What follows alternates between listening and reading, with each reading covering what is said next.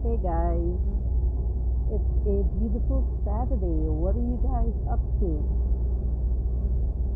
So today's topic is I want to talk about building your Hemo count. Why it's important. Hey Keisha! That's my designer guys, a sex design. So I want to talk today about building your hemoglobin, your count.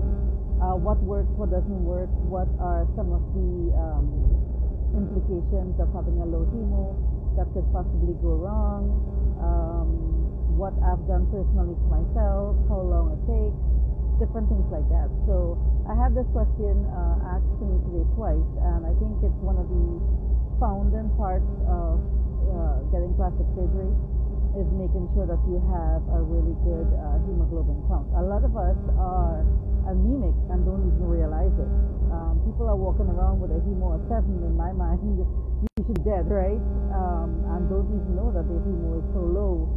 And one of the main things about, hey Cultural Diva, I haven't talked to you in a long time, Mama. I hope you're doing good. One of the things was when you have a low hemo is you feel tired a lot. You feel tired. You have no energy. You want to sleep a lot. Your nails get really thin and brittle. Your hair starts thinning out, and your hair gets, like really dry, brittle, and thin as well. So these are some of the signs that, and I hope you guys are hearing me good. These are some of the signs of having low hemo that a lot of people are not aware that that's happening or going on with them.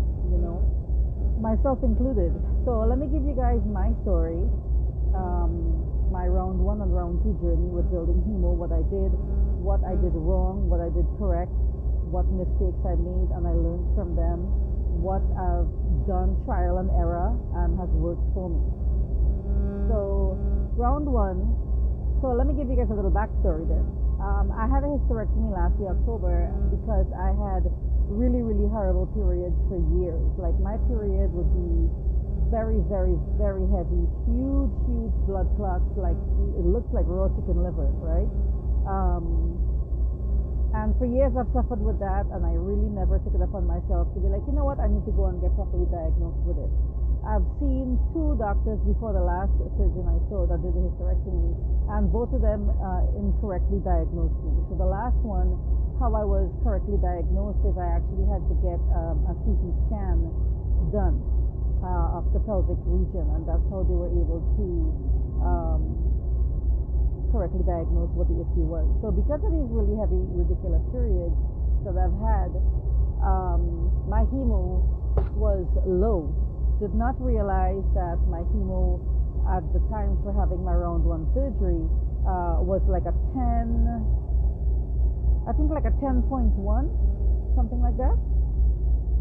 So I found out this was October of 2017. My hemo was 10.1. So, in those days I used to be in all these Facebook groups and listening to all the nonsense that a lot of these women just share, like, comment, spread, and they don't have any research. And I started doing the nonsense that they are preaching, which is, a lot of you guys do it, and I'm guilty of it too. Now I know better, right? So I'm trying to give you guys my experience, my knowledge from my own trial and errors and what occurred. So I started doing, and I'm going to give you guys a whole list of shit that I started doing. I started taking during the day, like twice a day, I would do different amounts. So I've tried the blood builder that they sell on Amazon, the beet capsules, the beet tablets on Amazon, Floridix, SSS tonic, Spartum iron, vitamin B6 and B12 liquid. What's the other thing? Chlorophyll, because they say chlorophyll helps, oxygenate your blood, and you need that oxygen in your blood to help build your red blood cells, your hemo, right? So I drank all of these different things. Drinking the Spartum with orange juice, taking the SSS tonic at night, taking the Floridix at night. So essentially, I'm thinking, all right, I am giving my body a bunch of iron.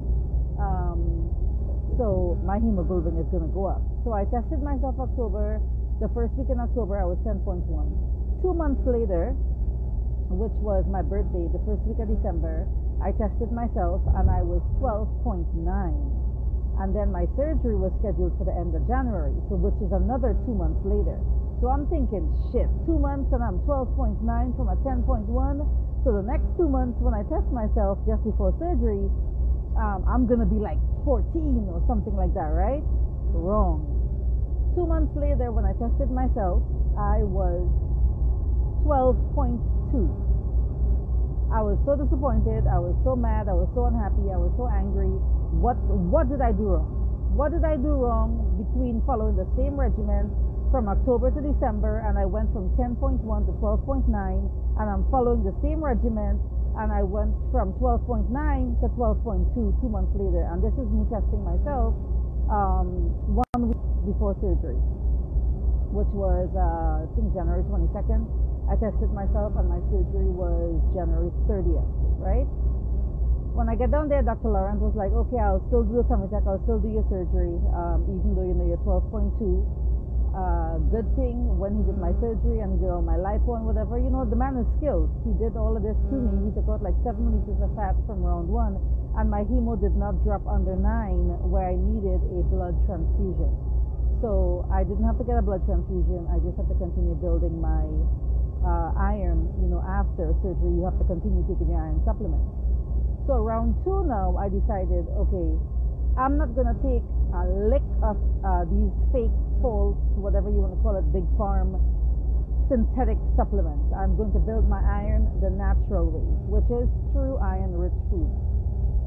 And I had surgery in January, right? And then when I tested myself in August, so that's like 7 months later, my hemo went from a 9 point something after surgery to, at 7 months later now, just eating iron-rich foods, 14.7. 14.7 from a 9 in 7 months, just eating iron-rich foods, not taking any supplements though. So let me let you guys know why my iron went down from 12.9 to 12.2 2 months later by me taking all these iron supplements. In a nutshell, the best analogy I can use is if you turn on the water in your bathtub and you have the bathtub closed, right? So the bathtub is filling up. At some point, the bathtub is going to overflow, right? The water is going to fill it up to the top, and it's going to start flowing over. So your liver, which is, the organ in your body that filtrates your blood and all the toxins and so forth in your body, when you are taking so much iron for a long period of time trying to build your iron, you overload your body with iron. So what the body does is, its natural defense is to start killing your red blood cells to counter that overload of iron that you're giving your body. Now, iron can be toxic. If you guys didn't know that, you can start getting headaches. It can affect your organs depending on how long you're taking too much iron for. You're going to see where you're taking all this iron and your body is not absorbing it. And how do you know that? Is when you go take a poop, the poop is coming out black.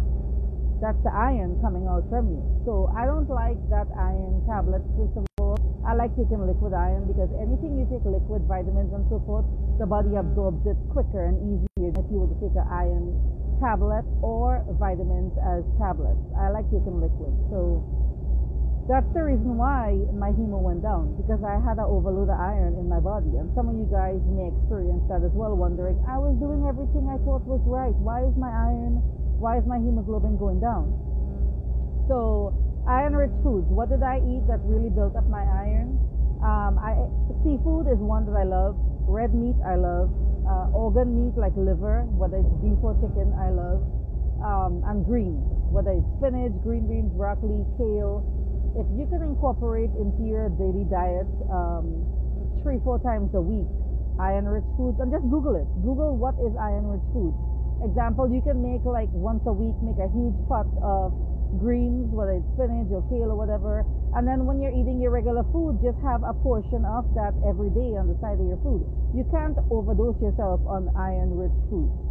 So the difference is with supplements, yes, you can mess yourself up, but with natural iron, which is in food, you're not going to overdose yourself on that. So for you guys that, like me, like to do things the holistic way, don't like to take a lot of big farm stuff, that's the best advice I can give you, which is give yourself time. There is no, like one girl wrote me today and she said, my surgery is in 2 weeks and my hemo is 11, what can I do?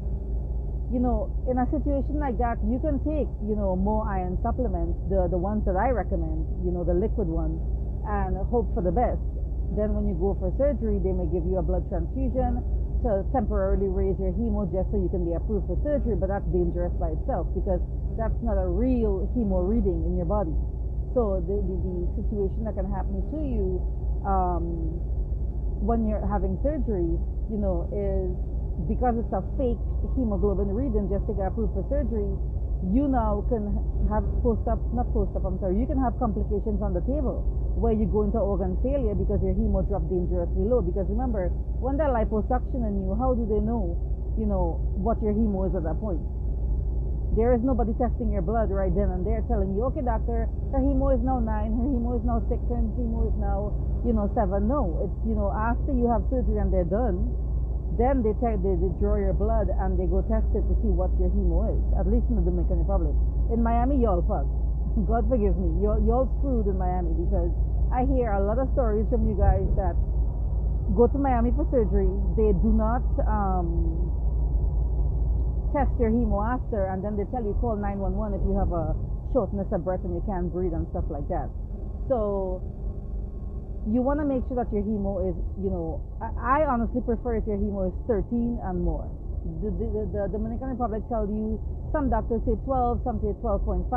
The higher your hemo, guys, remember, the higher your hemo, the more aggressive the doctor can be, or the longer you can stay on the table, so to speak. Because if you have a very low hemo and a doctor approves you for surgery because they just want your money, just know that you're putting your life on the line. That when you go on that table, you can get a heart attack and die. You can get organ failure and die while you're on the table. And if you guys did not know this, when you are being turned on the table, the position that they have your body in, and then they have to flip you, right, from your back to your belly, or vice versa. Flipping you like that and the position that they have your body in, it increases your risk of a heart attack. You guys that are EMTs, you guys that are in the medical field will understand what I'm saying and will agree with what I'm saying. I just had one of my clients, I was talking to her this week, and she's an EMT, and she works in the COVID, what do you call it? COVID, I guess in the middle of the COVID field or whatever. And she was telling me about that when I was telling her about that flipping a patient and how it puts you at a higher risk of getting a heart attack. And she was like, yes, that is very true, because when we have to intubate COVID patients in the ambulance or in the hospital, and we have to turn them every couple of hours, turn their body, every time we do that, we run the risk of they can possibly get a heart attack. So, you're laying, remember, on the table for hours in one position while they're working on you. So you guys really need to, look up some more possibilities of when you go into surgery, what are the things that could happen to you and why they can happen to you. So having low hemo, like I said, one of the issues with that is when they lipo your body, that is the most dangerous of all plastic surgery procedures. And the reason why is that they're lipoing you, especially traditional lipo, they're also sucking out blood and fluid, liquid out of your body. So the more they lipo you, the more aggressive the lipo is. Not just putting you at risk for a lipo burn, but the more aggressive the lipo is, the more fluid and blood they're pulling out of your body, the lower your hemo goes. So that's why a lot of these, internet famous doctors that are very aggressive with the lipo, it is mandatory you're going to have a blood transfusion with them after. So please don't go down to the Dominican Republic or even Miami, wherever you guys are having surgery. Do not go to these people with a hemo of 10 and 11 and expect a miracle. You're putting your life at risk, and then we can get into, if you're putting your life at risk, well, how selfish is that? That you have a husband or a wife and children and loved ones that are expecting you to come back home. You don't have any life insurance. You don't have any plans of what if I die, right? Because all you're thinking about is, I want to have this surgery. I want to be snatched. You're not thinking about all the different things that could happen. So my advice to you guys would be, start your hemo prep months in advance. The very first thing you want to do is get your hemo tested. How do you get your hemo tested? There's various websites you can go to and do it. You don't have necessarily to go to your PCP to get a referral, to go to the lab, whatever. I don't have time or patience for that. I will just pay my $35 and go to LabCorp or Quest. There's another website. It's on my page. That's why I'm reposting things in my IG stories now, because a lot of you guys are lazy. If you're vexed, if you're mad, if you're angry with me saying that, I'm saying it. Some of you guys are freaking lazy. You do not scroll. You look at the very first last post on my page and that's it. On some of you guys don't even read the caption and then ask me the questions that are in the caption. And my response to you will be yes. Did you read the caption? Because I don't post stuff just like that. Everything I post, I always put some kind of explanation or whatever in whatever it is I'm posting. So scroll. You're going to see that there's, besides Request a Test, New York people, there are some other places you guys can go to, because I know Request a Test does not work in New York, New Jersey. There's another website called Jason Health. I think they're charging $23, where you can do the same process, like go to LabCorp or Quest Diagnostics. They will send you an email. Request a Test does that. When you go on their website, you create a user profile. Guys, it takes you literally 5 minutes or less. You create a profile, you choose CBC with differential. It's $35. You pay for it. You're going to get 2 emails. One gives you your receipt that you paid for the test, and the other one gives you a reference number. The reference number is, you just walk into any LabCorp Quest. You do not have to make an appointment. You don't have to choose a specific branch. On your lunchtime, whatever, walk in. You will give the receptionist that referral number, and they draw your blood. And within 24 hours, usually, you have your results in email, which is what is your hemoglobin count, your red blood cells, your white blood cells.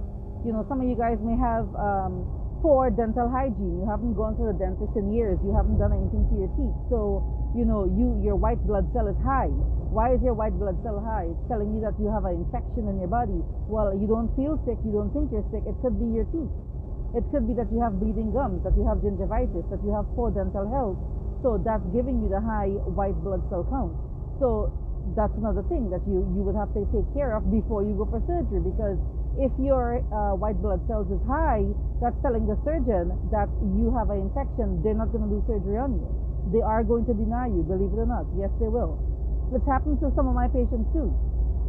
One of my patients was recovering from a kidney infection, still went down there to have surgery with DISLA of all people, got denied, ended up being in the DR for over a month, you know, insisting that she have to get the surgery. So she had issues before, she had issues during, and she had issues after. So she ended up staying in the DR for over a month just trying to get this damn surgery from DISLA. But anyway, so that's not the issue, guys. Check your teeth. Go get a cleaning, go get a scaling, go get, you know, your teeth, your mouth taken care of. That could also be a reason why you'll be denied for surgery. So with low hemo, just know that, and I've posted this on my stories before. Guys who are new followers, obviously you wouldn't know what I'm talking about. But there are people that have posted out there, oh my God, my hemo is 10.4 and I want to have surgery. The doctor said yes, he's going to approve me. And then you know what? What we're seeing in the surgery community, RIP, rest in peace to this girl. Guys, there is no snatch that is worth you dying over. None. None, none, none. Surgery will always be there. Get your health together, get your life together, get your stuff together, you know, before you have surgery. These doctors are not going anywhere. Surgery is not going anywhere. If you have to wait 6 months to build your hemo, then do it. You know what I'm saying? So for me, iron-rich foods that I will tell you guys after you get your hemo checked and you see where you are, if it's high, if it's low, if it needs just maintenance. If it just needs maintenance, then you can just like 3 times a week eat something that's rich in iron, you know, to maintain your numbers. If your hemo is low and you need to build it, then you know, okay, I'm going to dedicate 6 months before I have surgery in building my hemo, which is, I would say, every 6 to 8 weeks. Once your hemo is low and you start your regimen to build it, every 6 to 8 weeks, go and get another hemo test done. You know, spend that $35 because you want to see if your numbers are going up or it's going down. I posted in my IG stories the post on my page that shows you exactly what to buy. All 3 items, you will immediately see it on my Amazon store under Hemo and Vitamins. That's what I'm taking myself. That's what, as you can see there, that customer of mine took it, and then she sent me her lab work to show me. In 3 weeks' time, she went from a 10 point something to a 12 point something. Then she continued taking it because I told her, keep at it. You know, this is beginning of November. She had surgery around Thanksgiving with Dr. Cabral. And sure enough, when she went down there to have surgery with Dr. Cabral, her hemo was 13. And she did not need a blood transfusion. And we all know how aggressive Cabral could be. So the 3 things that I have on there is the SSS tonic, the Spa Tone, and a liquid vitamin. Those are the 3 things that you would take. This is for people with low hemo, guys. If your hemo is higher, hemo is normal, 13 and above, you do not need to start taking all of this. Just maintain your hemo with iron-rich food. The SSS tonic, you would only take that at night, a tablespoon. In the morning on an empty stomach, you would take 2 packets of the Spa Tone and a capful of the vitamins. I usually, in about maybe 4 to 6 ounces of orange juice, I will add the Spa Tone and the vitamins to the orange juice and just drink it just like that. And then in the night, it's just the SSS tonic by itself, just like that. It doesn't really taste that bad to me because it's mixed with the orange juice. So that kind of, masks the flavor. The Spa Tone, please look at the box because I think it's 28 in the box. So buying 1 box is really just buying a 2-week supply. So you want to buy 2 boxes at a time if you're going to be doing it for a month. That's what I do. So every month I just re-up. So I need to just check my hemo to see where I'm at now. When I go to Miami in March, I'm going to do a hemo test so I can see where I am, what my numbers are, because this summer is when I'm more than likely going to be doing my round 3. If everything, falls into place the way I want it to fall into place, because we're going to go down there for like a month and have surgery and then recuperate and then come back home. So taking a month off from work is not ideal. So I'm just trying to figure out when is a good time in the year that I want to go. So that's it, guys. That's it with the hemo. That's it with the hemo in regards to, what I did wrong, what I did right, how I learned my lesson.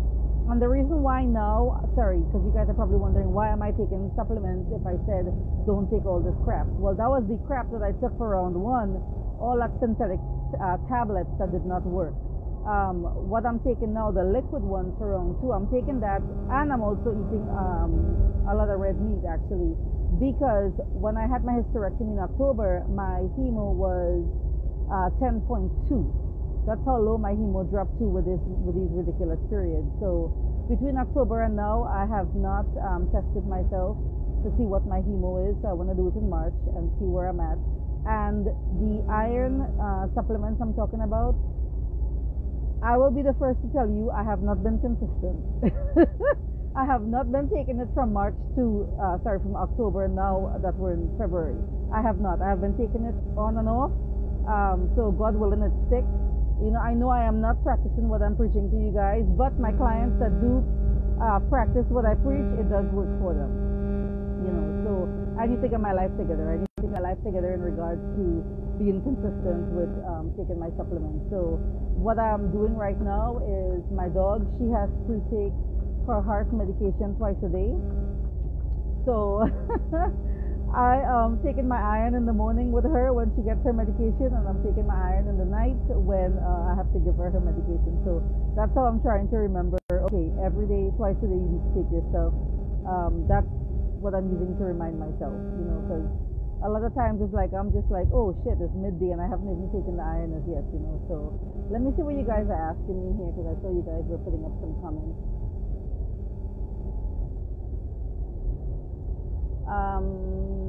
Simply said, what vitamins should we stop taking for surgery? My PCP tested my hemo on its 13.1. However, I heard it dropped, but I arrived 5 days before surgery. So going on the plane, despite all the nonsense that people be saying in these groups, and I have this also on my feed. If you guys scroll down, you're going to see I have it on there. doctors and the nurses commented on my post and said that when you go on the plane ride does not drop your hemo. If it drops your hemo, for example, this person is saying they're 13.1, they might be like 12.8.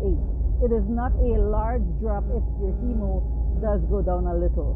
So the things that you want to stop before surgery is if you're taking any kind of diet medication like phentermine, so that messes with your heart. If you guys didn't know that, that messes with your heart muscle. And yes, people who take phentermine for a long time could get a heart attack. Anything with vitamin E, that's a blood thinner. So turmeric, garlic, vitamin E. Look at whatever supplements you're taking and see what's listed on there. So those things are natural blood thinners. You want to stop that before surgery. Of course, I shouldn't even be saying this, but smoking and alcohol, you should also stop that at least a month before surgery. Phentermine, a month before surgery. Vitamin E, turmeric and stuff, at least 2 weeks or a month before surgery. So you being at 13.1 right now, you can just maintain by eating iron-rich foods. I have been working on my hemo for 3 months. It only moved to 0.5. So April, message me and let me know what it is that you have been taking, why it is that it's only moving, 0.5, and if you need to go see a hematologist to see what could be the issue why your hemo is not increasing.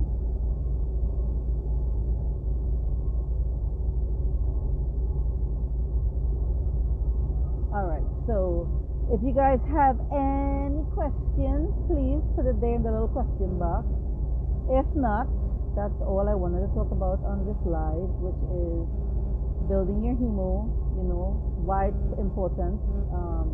And guys, having a blood transfusion after surgery or even before surgery, that is not normal.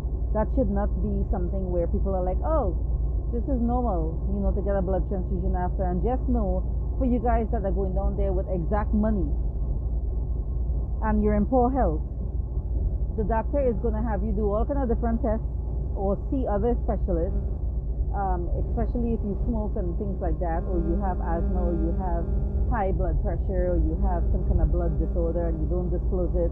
Just know the risk that you're running with your life when you do these things, when you lie and you do not say your true health history.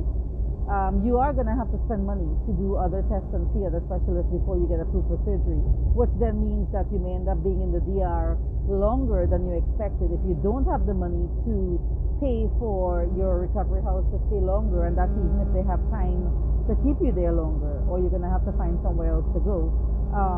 Or if the complications or it turns into your doctor does not give you permission to leave the country after you've had surgery, because you had a tummy tuck or whatever, and they want you there at least 12 days post-op, but now they've wasted 7 days with you trying to get you approved for surgery with all of whatever you have going on. Then don't even think about the cost of blood. I think it's something like $300 to $500 for 2 bags of blood. So what if you need 2 bags before surgery and 2 bags after surgery to get your hemo where the doctor wanted to approve you for surgery? And then of course that automatically means after surgery you are going to get blood transfusion again. Do you have that extra $2,000 with you that you came with, or you have available to you to pay for stuff? So when I tell you guys that you need to take into consideration all these different things that could possibly happen, guys, I understand that I hold myself to a certain standard. I do things a certain way. I speak a certain way. I live my life a certain way. And not everybody do things the way I do things. Like I am very much the FBI agent. Whenever I have to do anything, whether it's business, personal, whatever, I research the hell out of whatever it is I'm getting myself into, so I can look at things from all different angles. And it's sad that, and I don't want to label it some kind of way, and I don't want to, you use the wrong choice of words and or adjectives and say something that offends people. But for the life of me, it irks my soul when some people are really thinking that this plastic surgery thing is a game, and they don't take it serious, and they don't realize all the different things that could go wrong during surgery, before surgery, after surgery. So they just think like, oh, I'm just gonna, whether it's use my tax money or use my refund from school, from my school loan, or whatever it is that they're gonna be using. I don't understand that. I don't understand that. I don't understand that. I want to call it being cheap. Not spending your money on whatever, fahas, educating yourself, whatever. Not spending your money on massages after. Then you end up screwed over and you got to go to the damn hospital. Like I'm watching this one girl. She just had her second round of surgery. Her first round of surgery, she had like bad post-op complications where she had a wound that took months to heal. Round 2, I see her now posting again, and she's talking about, I gotta go to the doctor because look, my tummy circumcision is opening up, look, my breast opening up, whatever. Like, I don't understand people like that. You had all this shit happen to you for round 1. Round 2, you in the same boat again? Like, you didn't do nothing to educate yourself on what you need to do to ensure that these things don't happen to your incision. So I don't know, guys. I can only preach, sound like an old nagging woman to you all. Really, I could only do that so much. But if you don't take your life and your health, to heart, to the best of your ability, I guess I'm just going through only and coming out the next. So let me see what else you guys are asking. Is a hemo of 13 okay for a mommy makeover? Some doctors will approve you with 13 and above, but I feel like for a mommy makeover, because that's 4 major procedures you're getting done, you need to honestly be over 14. So keep whatever you're doing right now, keep at it if it is that whatever you're doing is working for you in regards to building your hemo, if you got it up to 13. So I would say try and get to, 14.5 if you can. For women, 50 up to 15, I think, is the highest that is considered a healthy hemo. Let me see what else you guys are asking. How long hours is a BBL tummy tuck and lipo surgery? Most doctors average 4 hours for lipo, tummy tuck, and BBL. The tummy tuck part is usually about 2.5 hours. The lipo BBL part would be like the other 2 hours. If somebody's doing just 360 lipo BBL, it's usually about 2.5 hours. Breasts, depending on if you have big breasts, it's less work. If you have small breasts, it's more work for the doctor. Sometimes breast is about 2 to 2.5 hours. So anyway, guys, so I'm going to post this to YouTube for you guys that joined late. I have 3 videos uploading right now on YouTube that I did the last live maybe 2 weeks ago or something. So I'm going to post this one on YouTube, I guess, when I'm done here with you guys. So please share, like, comment, whatever. Send it to your friends. Subscribe to the YouTube channel, because there's so much information that I talk about here on YouTube, on the videos, I'm sorry, that I don't share on my feed. I don't write it out. It's easier to speak it than to write a long old post when half the damn people look like they don't even read the post to begin with. So please, if you have friends that are interested in, plastic surgery, share the YouTube channel so that they can, start listening. You don't even have to watch the video. You just have to listen when you're cleaning house, you're cooking, plug your headphones in and just listen, What else I want to do? Oh, people that have been writing me about the Surgery Bay affiliate, to make some money. All I need from you is when you WhatsApp me, I just need your name so I know who I'm talking to, and how you would like to receive your form of payment, whether it's Cash App or Zelle. I like both because it's almost immediate. You get the money when you send it to someone. The Surgery Bay affiliate program is you promoting the surgery packages. It's there on my feed. Whoever, to your friends, your Instagram, your YouTube, your Facebook, whatever. Post it wherever you want. Show people that talk about it. Once somebody puts down their deposit, you get that money immediately. They just need to tell me so-and-so referred me to you. If the person cancels their surgery, you still keep their money. I'm not going to tell you, send me back to their money. No.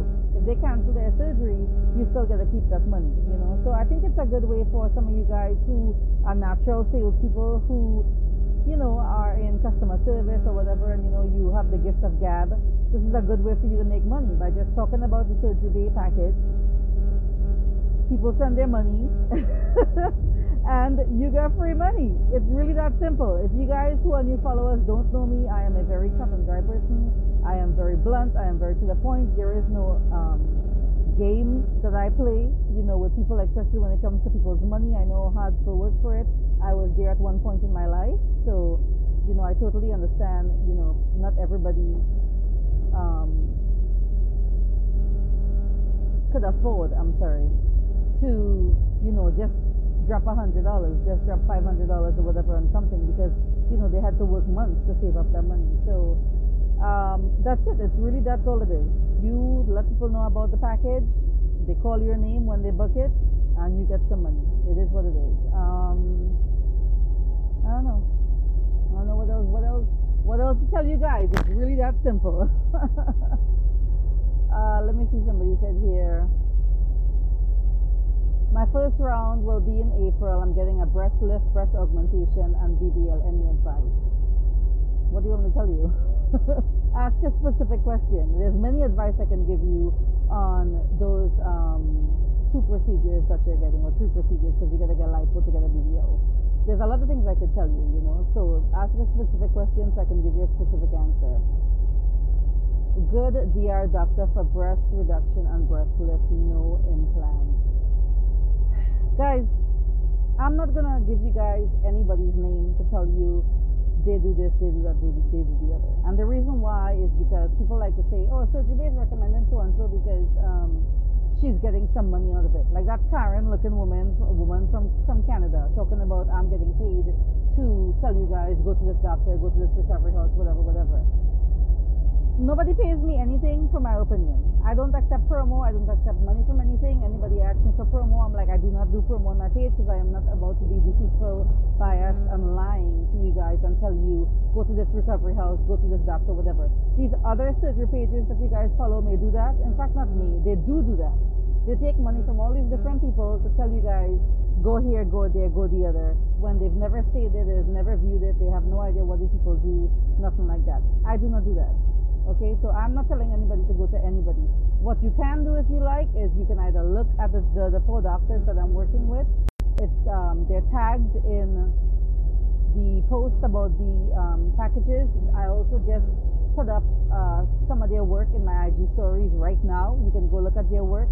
You can go look at doctors that I follow and go look at their work, and you make the decision as to who you like, based on how their work looks and the way your own body looks. Does it look like the doctor works on people that look like you? But the only people that I am giving advice to in regards to, suggesting doctors is my paying customers. I'm going to give them my opinion on who it is I think they can go to because they're paying me. They're paying me to hold their hand. They're paying me to, guide them through the process. So yes, I am making it easier for them by narrowing it down to here. These are the top 3, these are the top 5. Go look at them, tell me what you think, whatever, based on my opinion. But just random people on the internet, I am not telling people to go to anybody because I don't want my name called in, oh, I'm being biased and giving, incorrect information or whatever. It's very difficult to find a consistent boob doctor in the DR. Go to Miami. Ari Crow, isn't he supposed to be the #1 breast doctor in Miami? In Miami, sorry, I actually got a quote from Ari Crow back in 2014 for what they call mommy makeover.